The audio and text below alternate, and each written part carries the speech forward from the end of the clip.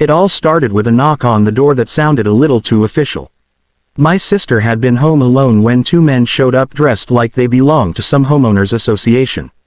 They wore clean polo shirts with fake wall logos, had clipboards in hand, and even carried ID badges that looked convincing at first glance.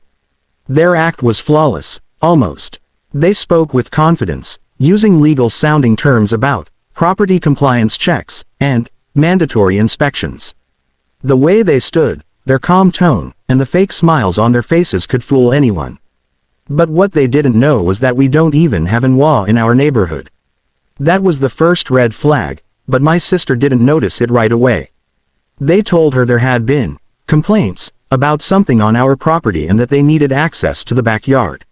When she hesitated, they became slightly pushy, insisting it was part of their routine process. She didn't want trouble, so she opened the door just a little to talk. That's when their true intentions became clear. One of the men suddenly stepped closer, trying to wedge his foot in the doorway, and demanded she let them in. My sister, being strong-willed, refused. But before she could shut the door, one of them grabbed her arm hard. She screamed and tried to pull back, but he twisted her wrist so violently that it cracked. These men weren't WA officers, they were predators with a plan. What makes it terrifying is how real they looked. Their fake badges, their fake paperwork, and even a fake business card, they had thought this through. This wasn't some random burglary, it was a well-organized con disguised as authority. And that's what makes stories like this so dangerous. People trust uniforms, titles, and badges without thinking twice. Little did they know, the second they touched my sister, they crossed a line they would regret forever. Because while they thought they had picked the perfect target, they had no idea whose family they were messing with. The moment their hands closed around her wrist, everything escalated from tense to terrifying in seconds. My sister, who had only cracked the door open to be polite, now found herself in a nightmare. The taller one, who had been smiling just moments earlier, suddenly yanked her arm with such force that it made her stumble forward. She tried to scream, but the shock and pain stole her breath before the sound could escape.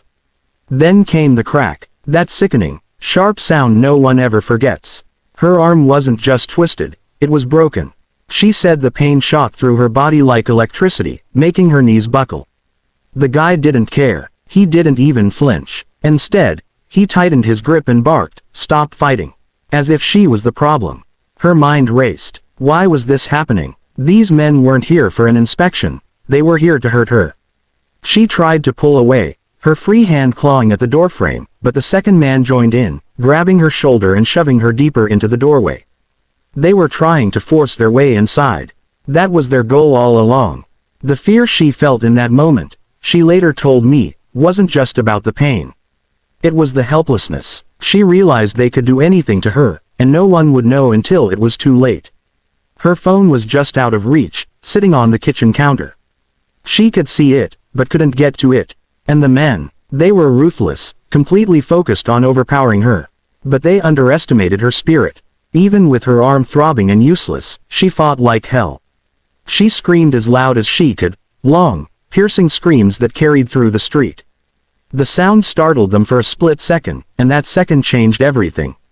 Because those screams didn't just echo in the air, they triggered the chain of events that would flip the entire situation upside down. What they didn't know was that I was just 3 minutes away, with backup. Armed backup. And when I got that call and heard her scream through the phone, something inside me snapped. These men had no idea the storm they just unleashed. 3 minutes doesn't sound like much, but when someone you love is in danger, it feels like forever. When I got her call, cut off by that blood-curdling scream, I didn't hesitate. I didn't even hang up properly. I hit the sirens, stomped the accelerator, and let the adrenaline take over. Every second mattered. 3 minutes. That was all it took for me to turn into something primal. My heart was pounding so loud I could barely hear the radio chatter. Dispatch was already alerting my team. We weren't talking. We didn't need words. Everyone knew this wasn't a drill, this was personal. As I rounded the last corner into our street, I saw the door wide open, swinging like a broken jaw. And then I saw her, my sister, slumped on the floor, clutching her arm, tears streaking her face. Her eyes met mine, full of pain and fury all at once. And behind her, those two imposters froze like deer in headlights. That was their last moment of freedom. Before they could even move, I was out of the car, weapon drawn, barking orders so loud the neighborhood windows shook. Down. Now. My voice wasn't mine anymore. It was steel, it was rage, it was the promise of hell if they didn't comply. They hesitated for a split second, probably thinking they could talk their way out. Big mistake, because that's when the rest of my team screeched in, tires burning, doors flying open. 5 black SUVs blocking every exit. Armed men pouring out like a tidal wave of justice. SWAT gear gleaming, rifles locked, boots pounding the pavement. 3 minutes ago, they thought they were in control. Now, they were prey surrounded by predators. And the best part, they still had no idea who I was, why I had that kind of firepower at my fingertips. To them, I was just a furious brother. They didn't know they had just tangled with someone who doesn't play defense. I walked right up to them, muzzle steady, pulse like ice. "You picked the wrong house," I said. And as they dropped to their knees, faces pale, I knew. Those 3 minutes had just rewritten their entire lives. The moment the first SUV screeched to a halt, the entire street transformed from a quiet suburban block into a fully locked down war zone. Tires smoked, doors flew open, and within seconds, men in full tactical gear flooded the scene. Helmets on, rifles up, movements sharp and synchronized. This wasn't a casual police response. This was precision, power, and controlled chaos. I didn't even have to give a second command. My team knew the drill.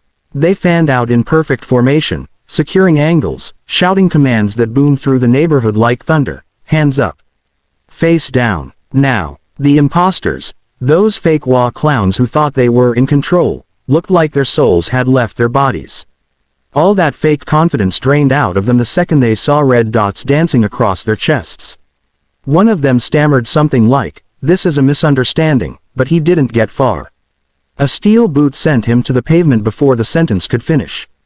Zip ties snapped around his wrists as his face kissed the asphalt. The other guy, he tried to make a move. Bad idea.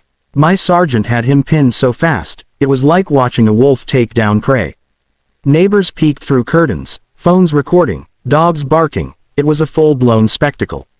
And me, I stood there, watching it all with a fury I didn't bother hiding. These men had dared to put hands on my sister. They thought they were going to walk in, intimidate, maybe rob us, maybe worse.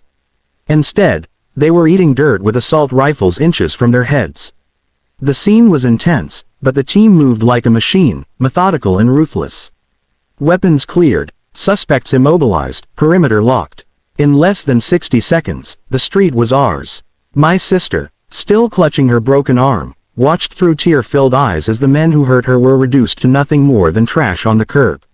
And here's the thing. They still didn't get it. They didn't know who had brought this storm down on them. But they were about to find out. Because I wasn't just a brother, I was the guy who calls the shots. And in my world, you don't hurt family. The sound of Velcro straps tightening around wrists and boots crunching on asphalt is something you don't forget. When my team finished their lightning-fast sweep, those two imposters were no longer fake WA officers. They were just two broken men lying face down on the scorching pavement, breathing hard like cornered animals. The street was silent except for the faint hum of idling engines and the clatter of tactical gear. Neighbors had gathered at their windows, phones raised, mouths hanging open in shock. A quiet suburban block had just turned into the set of an action movie, and these two clowns were the unwilling stars. One of them whimpered something about not meaning any harm, but the zip ties on his wrists told a different story. His cheek was pressed so hard against the asphalt that I could hear the grit grinding under his teeth. The other guy, he didn't say a word. Maybe he thought silence would earn him mercy. Spoiler alert, it wouldn't. I stood over them, every ounce of fury I had pulsing through my veins. My sister was behind me, cradling her broken arm, tears streaking her face. I wanted them to see her. I wanted them to remember the pain they caused before they spent the next decade staring at gray walls. "You see this?" I barked, my voice cutting through the heavy air like a blade. "You touched her, you hurt her, and now look at you, face down in the street like the trash you are." No one moved, not my team, not the neighbors, not even the wind. It was as if the whole world froze to let those words sink in. Then I crouched down low, close enough for them to feel my breath, and said the line that would haunt them forever. "You picked the wrong house." Their eyes flicked sideways, and for the first time, I saw real fear. Not the fake bravado they wore when they knocked on that door. This was raw, bone-deep terror. And honestly, good, because that fear was the only thing keeping them breathing right now. As my team hauled them up and shoved them into the armored van, I glanced back at my sister. She gave me a weak nod, her strength shining through the pain.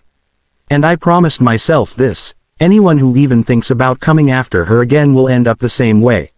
Face down, humiliated, and begging for a second chance they'll never get.